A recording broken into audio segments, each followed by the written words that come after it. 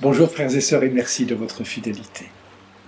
Depuis les origines, Dieu est le Dieu de l'alliance et de l'unité.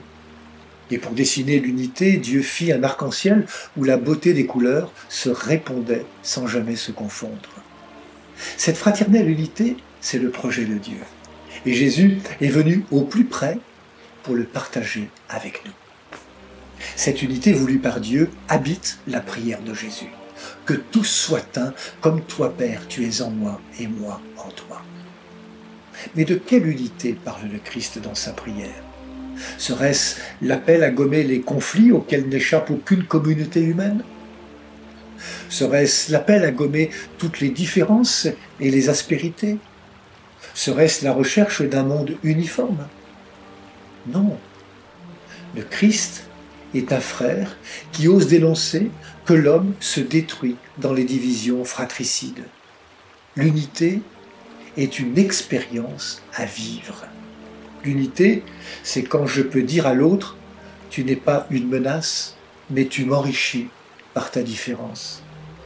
L'unité, c'est quand je peux dire à l'autre « mon bonheur, c'est que tu existes et que tu sois heureux ».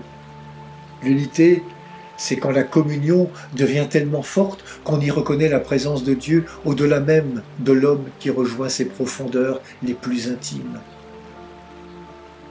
Cette unité, si chère au Christ, n'est pas un but en soi. Elle doit être un appel à la foi. Elle doit donner envie de croire. Nous l'avons entendu dans l'Évangile, qu'il soit un, pour que le monde croie que tu m'as envoyé, pour que le monde sache que tu m'as envoyé, pour que le monde sache que tu les as aimés. Dans un de ses livres, Jean Sullivan, prêtre écrivain décédé en 1980, écrit cette belle petite parabole.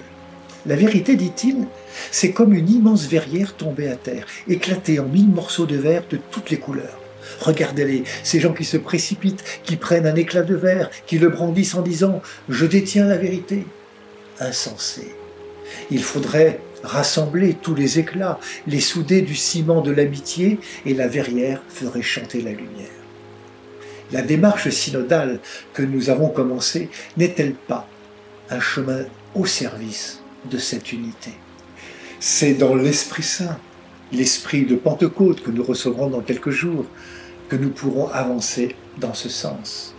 L'unité, c'est la folie de l'amour. Et l'Esprit Saint nous permet de faire vivre cette folie parce qu'il est l'esprit de toutes les audaces. Vous savez, celles qu'ont si bien déployées les saints et les saintes.